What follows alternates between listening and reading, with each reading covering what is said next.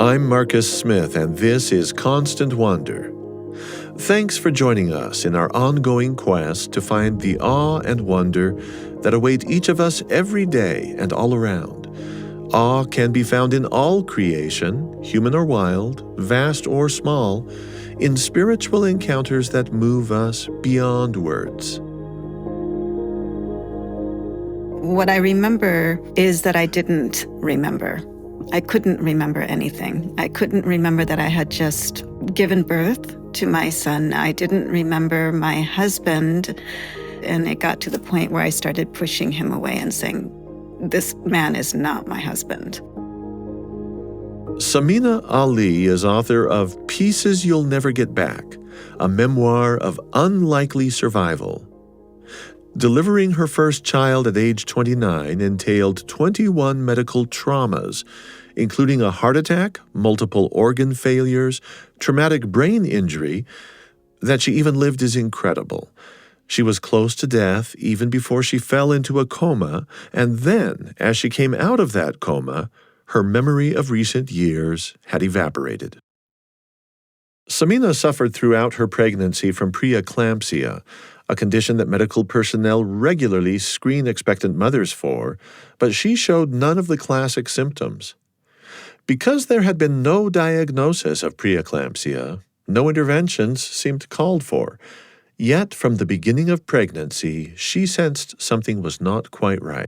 It was just something that kept nagging at me, just an intuition that something wasn't quite right with the pregnancy, and I can't tell you where that feeling came from.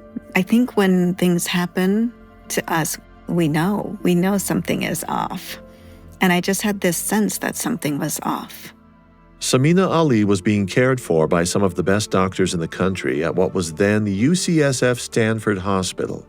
When she brought up these nagging apprehensions of a serious problem, her doctors pointed to normal test results to reassure her. It's the most common disease of pregnancy. Unfortunately, there are just not enough doctors who know how to spot it.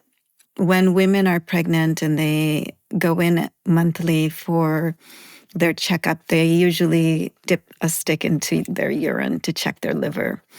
That's because they're checking for preeclampsia, to see about the liver functions. But preeclampsia doesn't always start with liver troubles. Those tests always came back normal for her, as was her blood pressure. But by month 7, symptoms had become tangible and striking. Severe bloating, migraines, seeing specks, vomiting, itching, pain on her right side. Still, healthcare providers explained away each individual symptom, not stepping far enough back, Samina says, to see these in the aggregate, as both she and her husband Scott had already done as non-experts.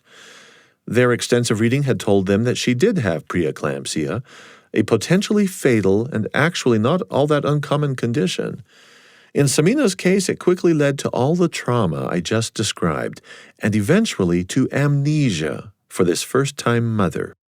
In this episode of Constant Wonder, we're going to explore how Samina fought to piece life back together, and how the world actually looked new to her again as she gradually reclaimed her role as a mother and as a writer.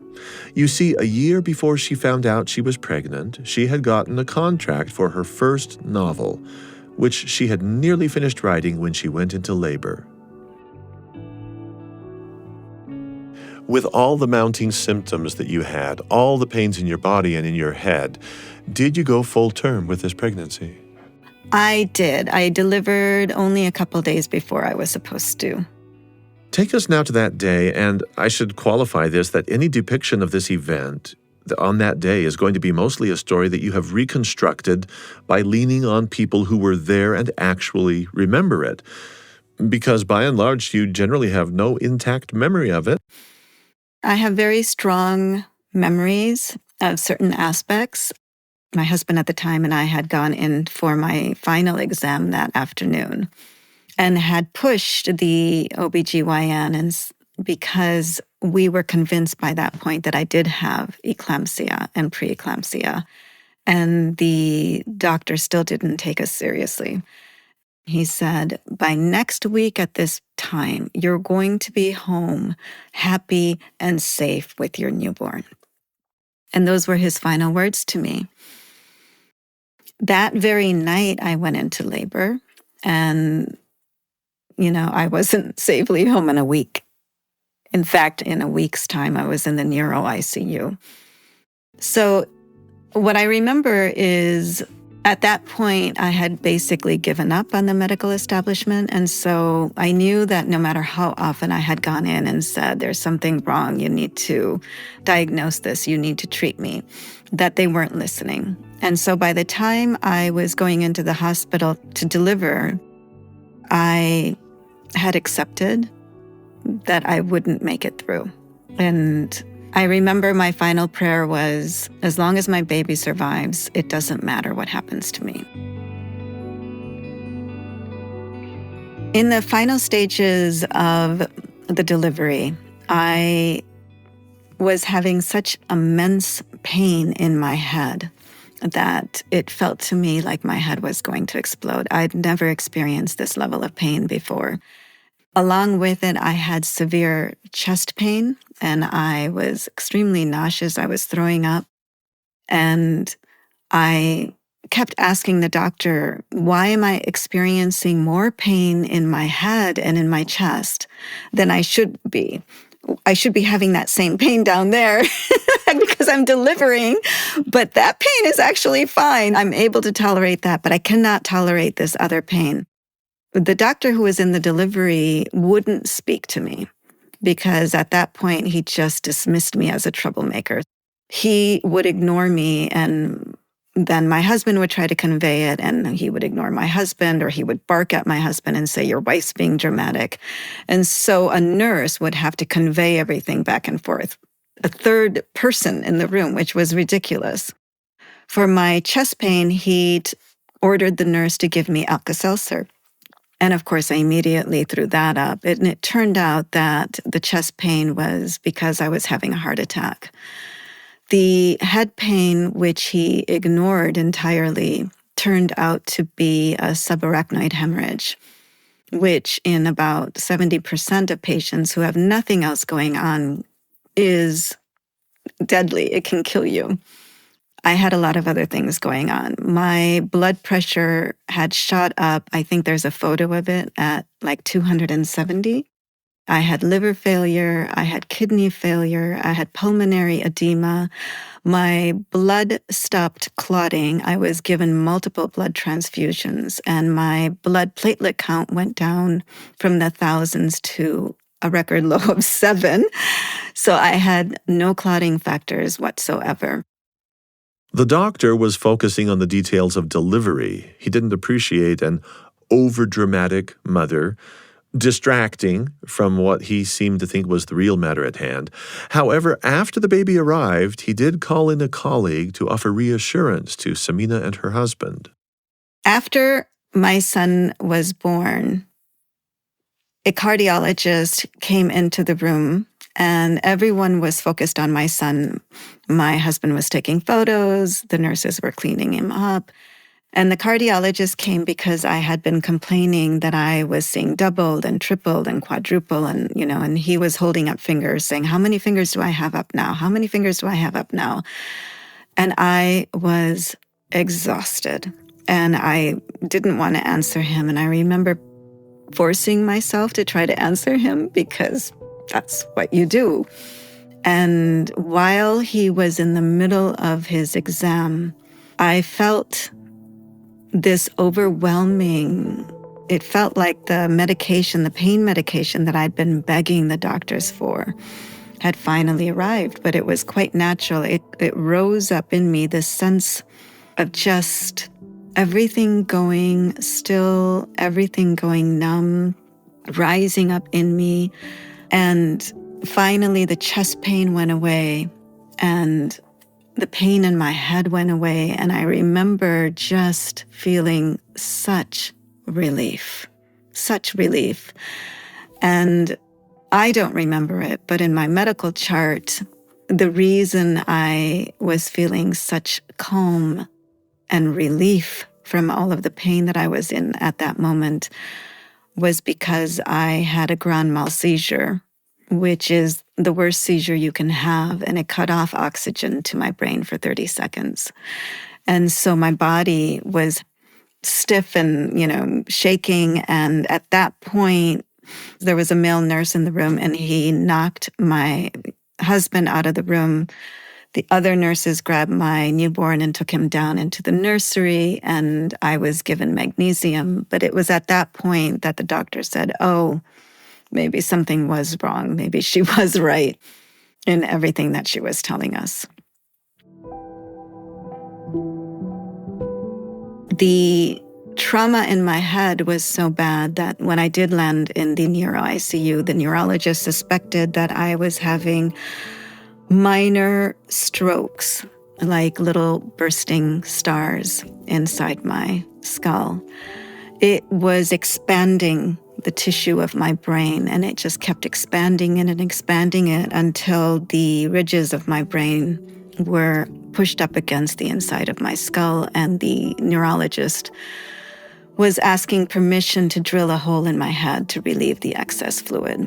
And at that point, of course, I was on life support, and they believed that the life support was not keeping me alive. It was just extending the point at which I would simply die.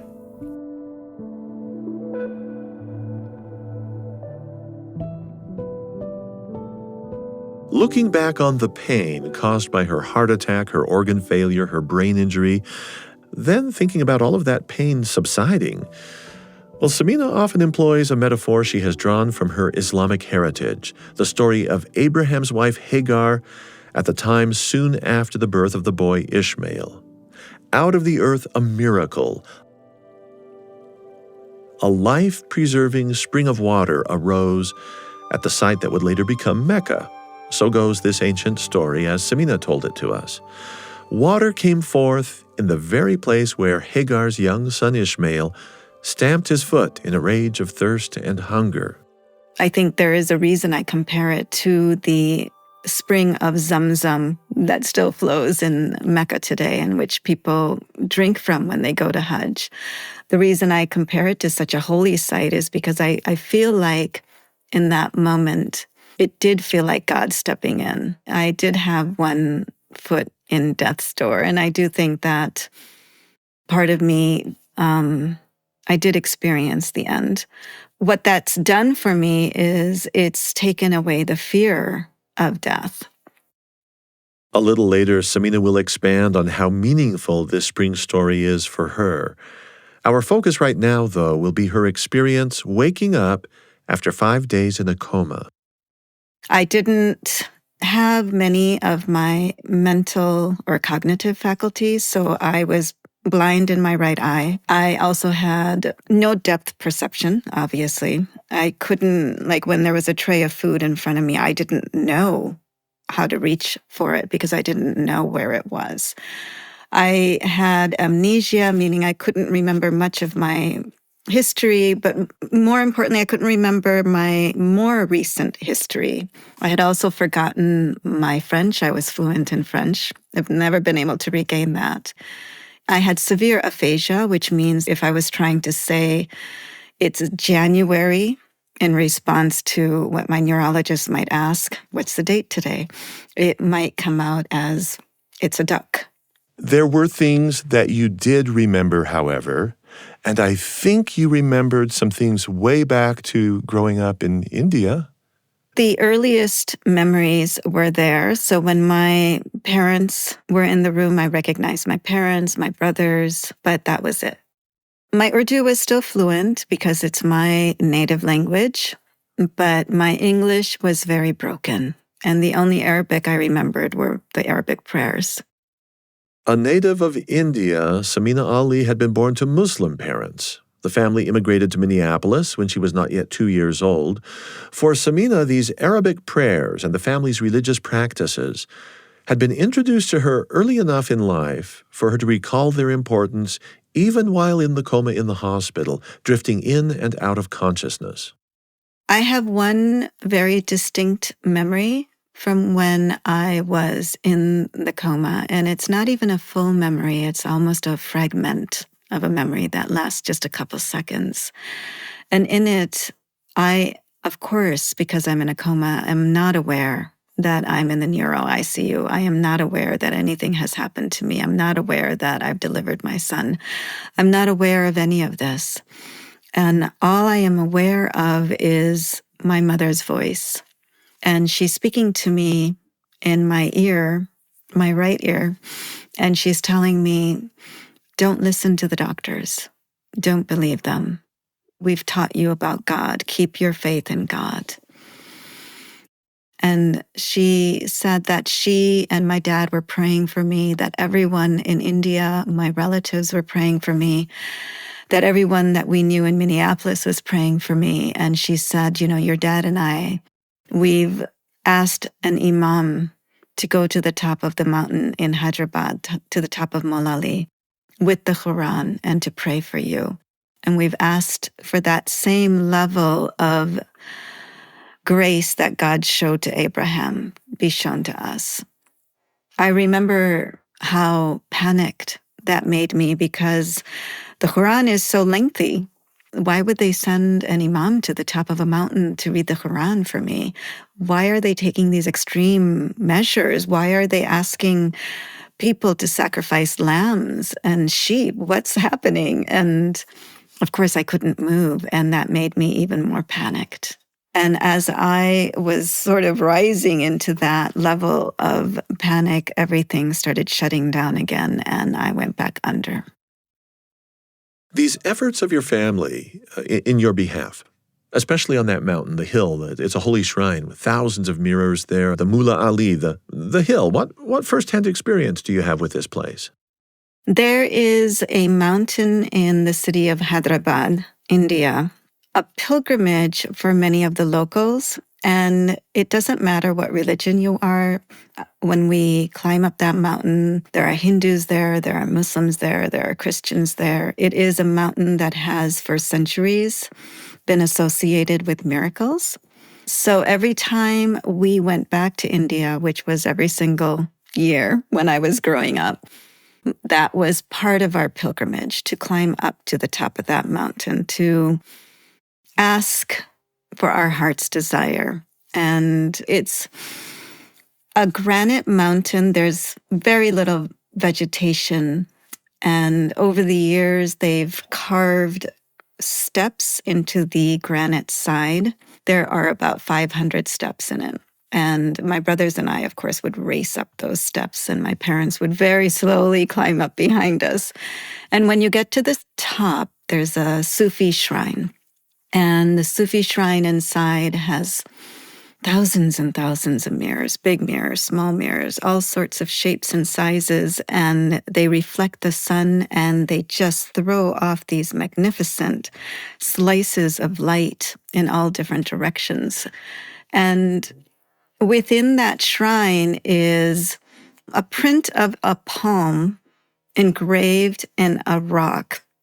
And it goes back to the 15th century. There is a story that the Sufi saint Hazrat Ali had put his palm on a rock in order to help cure one of the eunuchs who was part of the palace. The eunuch was very, very ill, and the court had tried their hardest to try to save him, but they couldn't.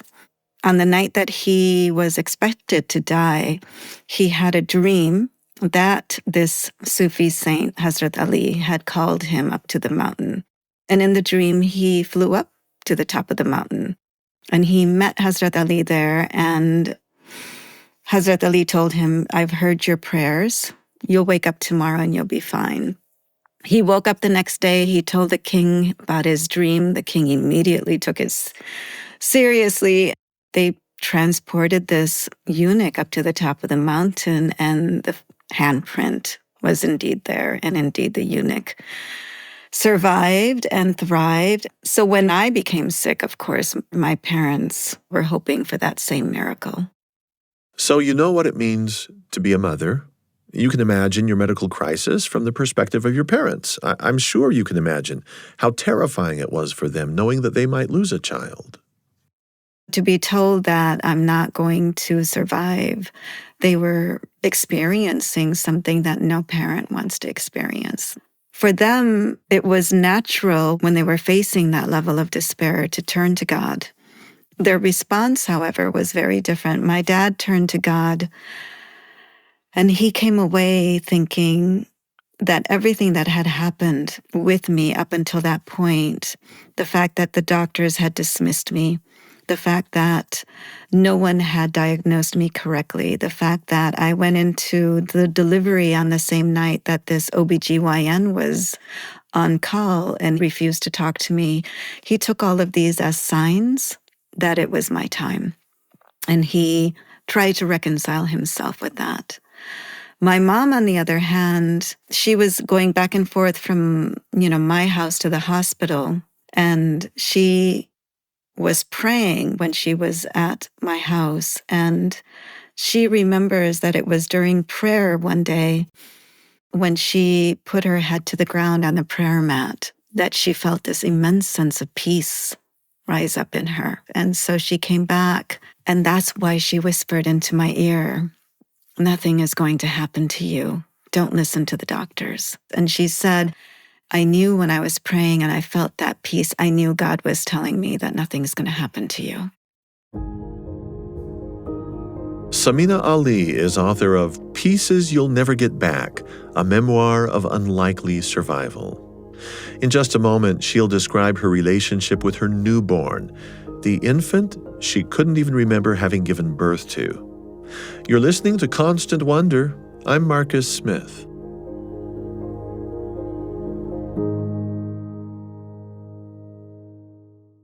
I've got another podcast to recommend to you from the BYU Radio family of podcasts. It's called The Appleseed. Each episode features master storytellers sharing all kinds of stories for you and your family, folk tales, fairy tales, personal and family tales. It's ideal for road trips, bedtime, or any time you're looking for something that the whole family can enjoy together. And here's a great side effect of listening to The Appleseed. It has a nearly magical ability to conjure up a whole lot of healthy storytelling right at home, and it often prompts the sharing of precious memories as well. Be sure to catch The Appleseed wherever you get your podcasts. We now return to Constant Wonder. In all of this discussion about you, I don't want to lose sight of the baby, whom you named Ishmael. You've already given details in our conversation, and they leave me thinking that's got to be a direct reference to the son of Abraham and Hagar. Elaborate a little bit on the significance of that name for you. I came to Ishmael because it is a name in Arabic that is Ismail. In the Quran, Ismail is Abraham's firstborn son with Hagar. And when Abraham's wife Sarah has Isaac, the Quranic story is that Sarah tells Abraham, I'm pregnant now. I don't need Hagar and your firstborn around. So Abraham takes Hagar and Ishmael off into the desert, and he leaves her there with a few dates and some water. And he starts walking away, and Hagar shouts out to him, "Has your God commanded you to do this?" And Abraham turns around and says, "Yes, he did." And in just what I find astounding courage, her response is, "Then I know it's meant to be and I'll survive." Of course, after a few days, the dates run out, the water runs out. Ishmael starts crying. She's running from hill to hill looking for water, looking for something to help. Ishmael stomps his foot on the ground and water streams up. And it's a spring that's still going. And every year when Muslims go to Hajj in Mecca, that is what they're doing. They're commemorating Abraham, they're commemorating Hagar, and they're commemorating Ishmael. And because Ishmael is a name that is from the Old Testament, of course, it's a name that belongs to all three of the monotheistic faiths. And so it was important to me to name him Ishmael as a sign of all of the heritage and the commonalities. This infant, Ishmael, that you gave birth to, was such a stranger to you when you awoke from your coma that you didn't even know that you had given birth, that you were expecting, that it was gone.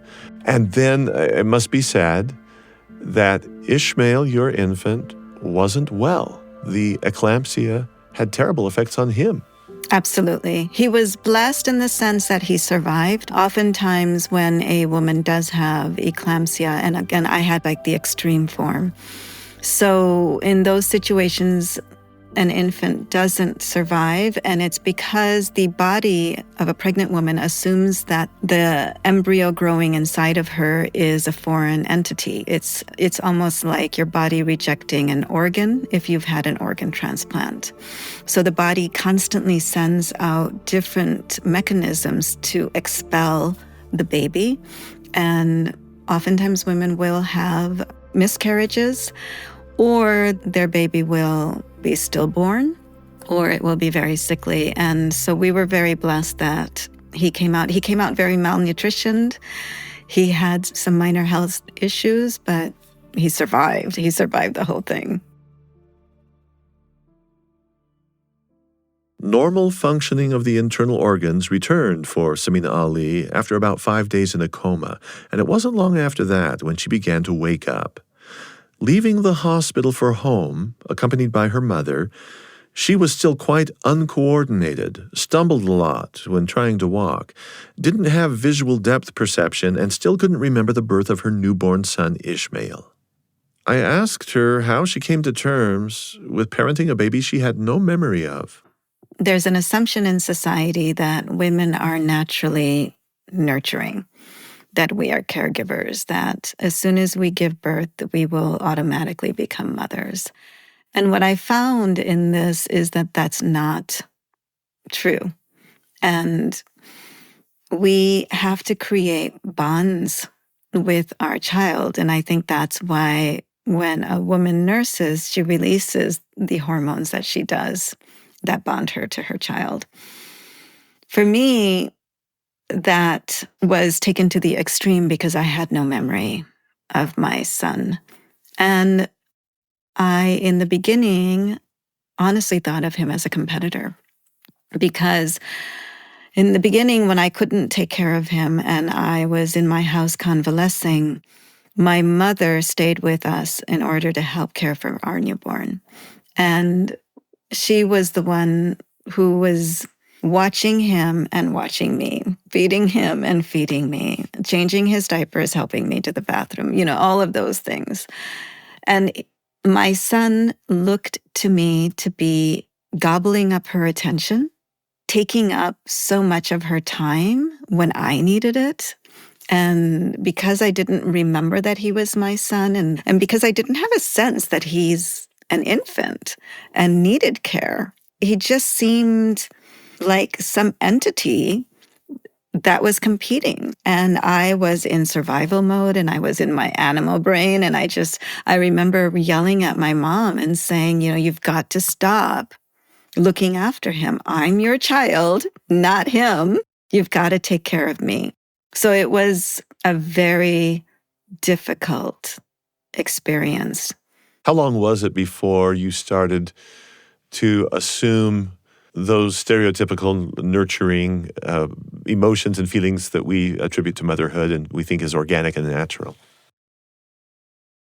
I would say it was several months into being a mother. Now, you have to remember that my brain was so broken at the time that I wasn't able to really track time.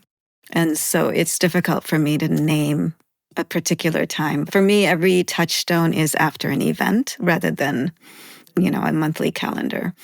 So I remember it happened because I had gone in for an appointment with a neurologist.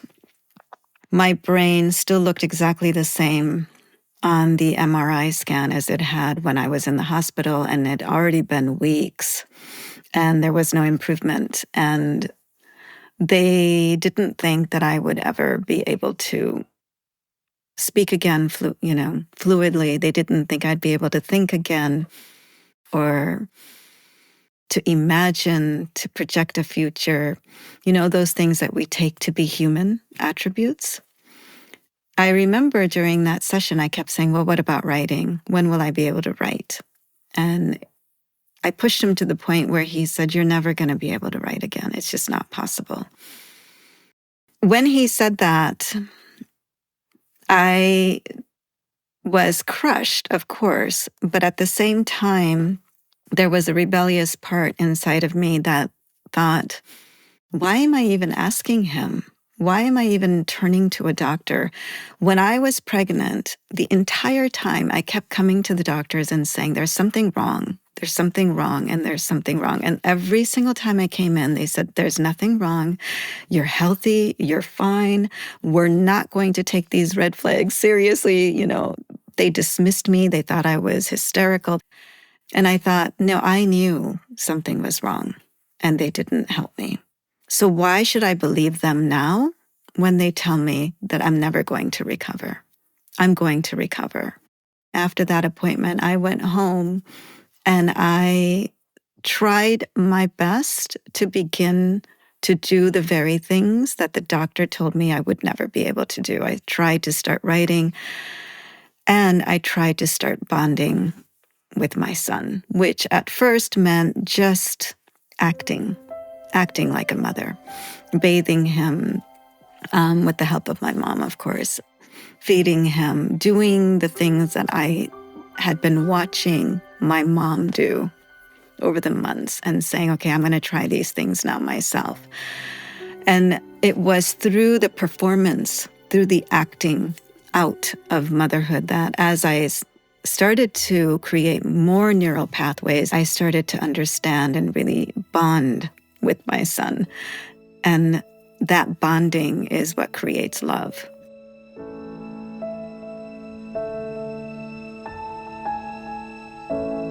As you started to engage more and more with your son maternally, learning how to care and tend to the needs of this total stranger, even more of a stranger than the typical newborn, because you didn't even have a recollection of the pregnancy, to say nothing of the delivery. Well, that relationship, clearly it began to grow. And you have quite an interesting perspective on how he, even as a small child, he helped you to come back from the coma, to regain specific functions. He helped you heal. After I started to bond with him and after I started to become and grow into motherhood, I felt more attached to him than I think I would have if I hadn't had this experience, because I was going through many of the same rites of passage alongside of him. So when I would see his attempts to walk in the beginning, I had a real inside knowledge of how difficult it is to walk and how much coordination, how much stamina, and how much of different parts of your brain go into a human being being able to stand up and be on two legs and to walk down the street, these things that we take for granted. I had so much patience for him, so much compassion. Same thing with when he was learning to speak. Any rite of passage that he was going through, I felt like I had inside knowledge. I was there right beside him. We were on this journey together. So he was both an inspiration and a companion. Samina Ali is the author of Pieces You'll Never Get Back, a memoir of unlikely survival. In just a moment here on Constant Wonder, we're going to find out how acting on her love of writing may have been the most useful prescription for the treatment of her amnesia, even if it was a prescription the doctor never ordered. I'm Marcus Smith. I want to shine a spotlight on another incredible show from the BYU Radio family of podcasts. It's called Top of Mind, and it resonates in a big way with those who want to engage with the important, tough issues facing our communities, but who are dismayed by polarizing and divisive approaches to these issues. Each week, Top of Mind tackles one tough topic. Award-winning host Julie Rose talks with guests about complex, challenging perspectives, and the Top of Mind experience doesn't aim at persuading you to change your mind. Instead, it opens a door for empathy and clarity in the interest of becoming better citizens and kinder neighbors. Listen to Top of Mind wherever you get your podcasts. We now return to Constant Wonder. I'd been writing since I was little. It was how I was able to understand my very confusing world because I did part of my schooling in India, part of my schooling in the US. Every time my parents dropped me into school in India, my classmates would say, "Oh, there's that American girl, she's back." And every time I was dropped into school in the US, in a white suburb of Minneapolis, all of my classmates would say, "Oh, there's that Indian girl, she's back." And so it was a difficult experience because I was learning English and French in one place, and then I was learning Urdu and Arabic in the other place, and I was learning Indian history, and then I was learning American history. And because I was moving back and forth, I didn't really have any friends because everyone knew she's going to be gone in 6 months. Why would you become friends with her? And no one could identify with me. So I, as a very lonely child, turn inward and do what a lot of children do when they're feeling lonely, at least before TikTok, which was to read. And I read a lot of books, and I found experiences in books that I could identify with, and I found characters who became friends. Remember, we have Bollywood, which means that I grew up with a lot of Hindi movies. So I was deep into story and narrative growing up. Post-coma, you're back at home. You return to a novel that you had been working on. And this was one of the most alienating experiences, I think, in the whole book as I read your memoir, that this thing that you had poured so much attention into, so much care and love, was a stranger to you. What happened with that novel? I remember going back and reading a couple pages of the manuscript, and I didn't really recognize what I had written, the scenes, and I thought, oh, I just probably forgot. And so I scrolled to other scenes, and then still other scenes, and still other scenes, and I couldn't remember any of this book. It was as though I had just taken a book out of a bookshelf and opened it up and was randomly reading it. It was not my work. It was deeply frightening when I finally realized that I couldn't remember this book that I'd been working on for years. I did what my very broken brain at the time told me to do, which is get rid of it, delete it, don't look at it anymore because it's too scary. It represented everything I had lost. It represented that I had lost my former self. It represented that I had lost myself as a writer, as a thinker, as a storyteller. It was too big to keep. Is it gone? It's entirely gone. Do you have any recollection of plot, characters, concept? I had been at 19 in an arranged marriage, and I was writing the novel based on the experience of that arranged marriage. The storyline still there because it was part of my experience. After I deleted everything I had already written and I started new, that story, of course, was still there. But I have to say that the way I look at it now is very different. When I was writing the original manuscript, I had come to it with a great deal of pain. And I think I was writing it almost as therapy, trying to get beyond that experience. And when I came back to it, so many of my memories had been wiped clean. And what is interesting about memories is they're always attached to emotion.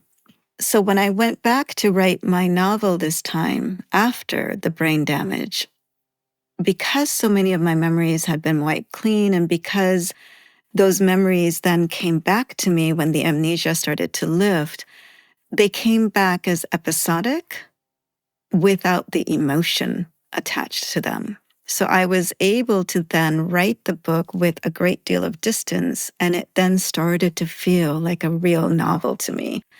And I was able to give the main character who represents my first husband a level of compassion that I couldn't have given him and wasn't able to give him the first time I was writing the book.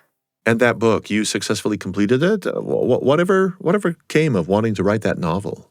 I did successfully complete it. It went out into the world. The title is Madras on Rainy Days. It's won awards and has been published both here and internationally. So I'm really, really happy that it was successful. This novel is like the backbone of your recovery, I think, because you had been either forewarned or told what to expect by the neurologist in terms of what you may or may not be able to recover after the coma. And somehow, this writing process helped you reconstruct stuff. When I went to my follow-up appointment and the neurologist told me I wouldn't ever write again, and I became determined to prove him wrong. Writing for me has always been a spiritual act. It's for me a place of meditation. It's a place of prayer. Growing up as a Muslim, we believe that the Quran is God's word. We have certain rituals. If I come and I read the Quran, I should be covered. I should be clean.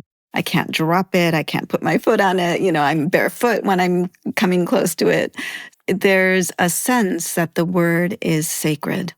And growing up, that didn't just apply to the Quran or to any holy book. It just applied to words in general.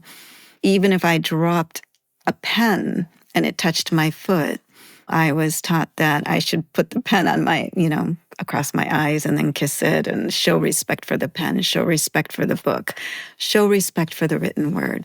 And growing up like that, I always believed that the word was connected to God.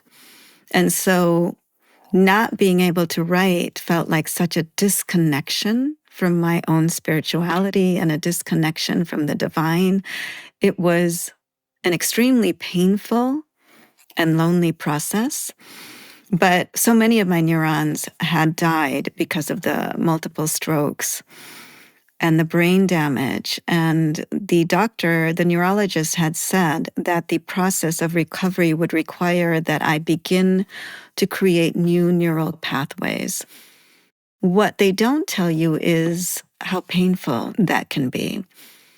When I went to the computer, my aphasia would trip me up, or I wasn't able to use my imagination because I didn't have the higher mental capacities anymore. When I was pushing myself like that, it would result in a massive headache. And I remember very vividly turning in my chair at my desk, turning away from the desk and just allowing my body to fall on the ground, curled up in a fetus position because my head hurt so much. And then I would slowly crawl to the bed and get in it. And I did this over and over and over again. And those writing sessions in the beginning were probably only about 5 or 10 minutes long. And they slowly, gradually lengthened in time. But the reason I was having such massive headaches was because I was creating those neural pathways again.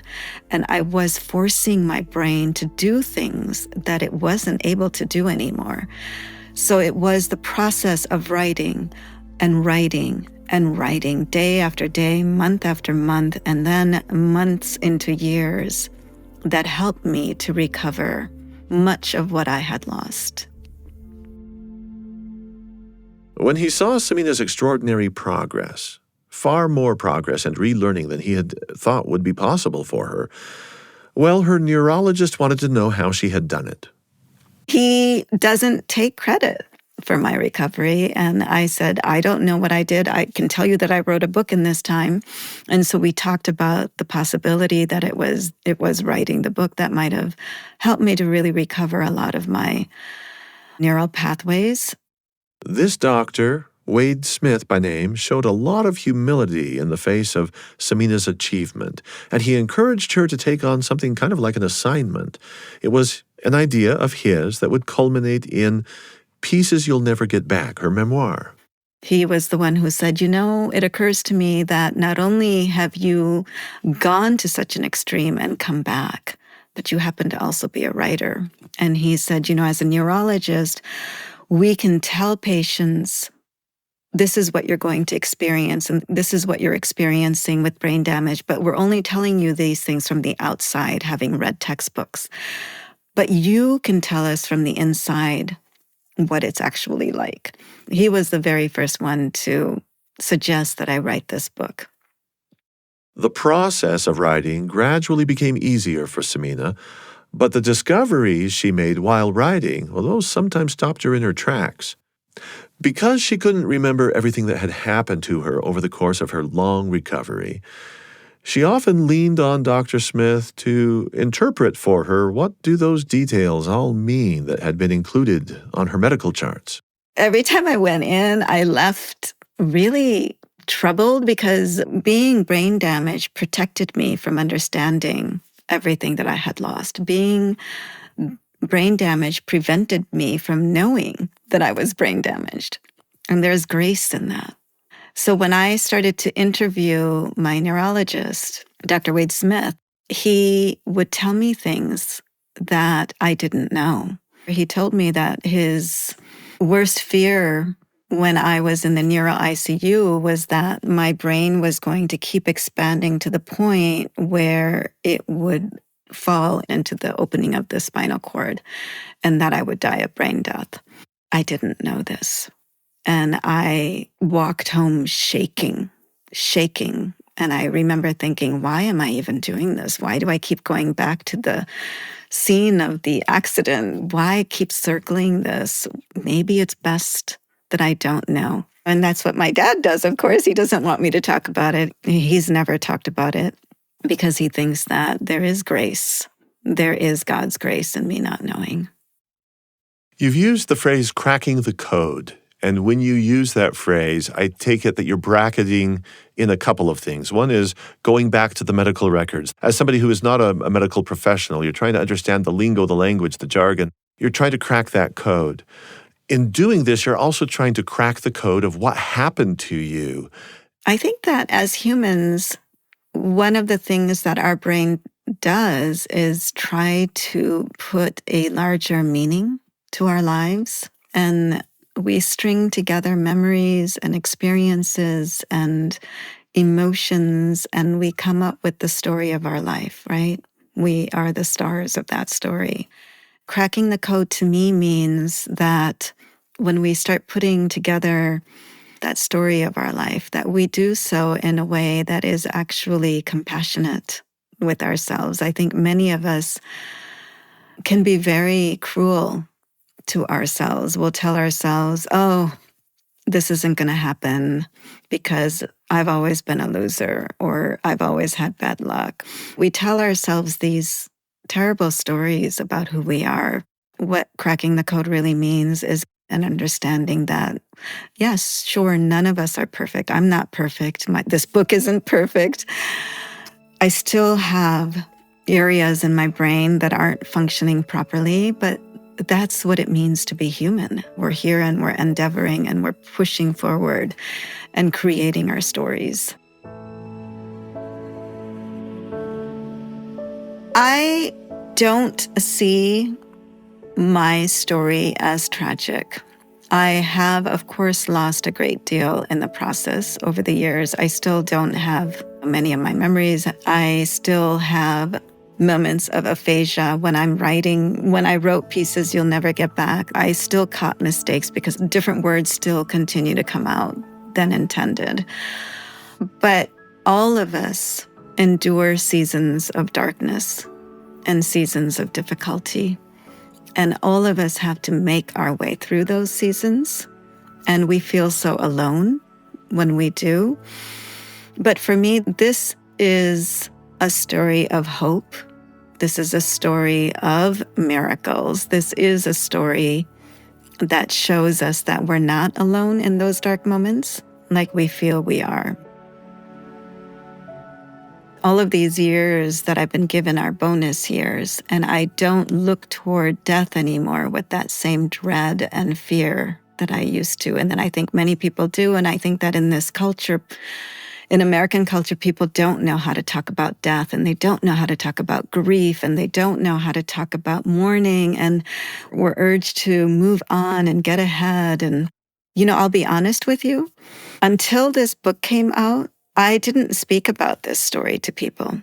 When I started sending links of the book to many of my friends, they started to write me back and say, I didn't even know this happened, because it happened 20 odd years ago. So the friends I've made since didn't know. And that's because so often in the early days, when I would mention even the slightest bit of what I went through, people would shut me down. They didn't want to talk about it. That's not dinner conversation. I remember one person being very angry with me and saying that people are scared to talk about God, about spirituality, about the meaning of these things. And so I stopped telling people. And I tried all of these years to just be ordinary, to just have the same material experience that everyone else is having. This isn't a tragic story. This is a story of wonder. This is a story of awe. My favorite scene in the book. It's a scene that for me poignantly shows the wonder in this story. You are coming out of Dr. Smith's office for the last time. And actually, this was only the second time that you had been seen by him. Twice altogether, once in the ICU, and now this second time leaving his office as let's say a graduating patient. My last appointment with my neurologist was about 3.5 years after I had delivered my son. And by then, every time I had gone in for my follow-ups, I had never been told, oh yeah, you're in the clear now, you don't need to come back. Even that day when I went in, I wasn't expecting to be cleared. And yet, this miracle happened, finally, when I had given up. And the neurologist showed me my MRI scans and said all of my injuries had calcified. And we went through the neurological exam that we did every single time. How many fingers am I holding up? Can you hop on one leg? Can you do this? Can you do that? And I passed. I passed everything for the first time. And I could remember words, which I couldn't remember in previous exams because of my short-term memory loss. And when he pronounced that I'm using the word recover in quotes, that I was as good as it's going to get, I always thought, when I hear those words, when the neurologist finally tells me that I've actually recovered, I'm going to feel such bravado. I'm going to feel such conceit, because a part of me was really trying to prove the doctors wrong, right? I'm going to do this and I'm going to show you. None of that came up. There was this overwhelming silence inside of me, and an overwhelming sense of peace and gratitude and awe, to be honest. I walked home as though I was rebirthed, and everything just took on this incredible, I didn't even know how to explain it. It felt like the sky was twinkling and the leaves on the trees were sparkling. And I picked up my son and we walked home, and I paused with him everywhere. We examined the sidewalk. We ran our hands along a tree just to feel the bark. We picked up ladybugs. We examined butterflies. It was just like seeing the world for the first time. It was a magical, magical experience. Samina Ali is author of Pieces You'll Never Get Back, a memoir of unlikely survival. She's also author of the award-winning novel Madras on Rainy Days. This episode was produced by Mamie Teebles and Tenery Taylor, sound designed by James Call. I'm Marcus Smith. Constant Wonder is a production of BYU Radio.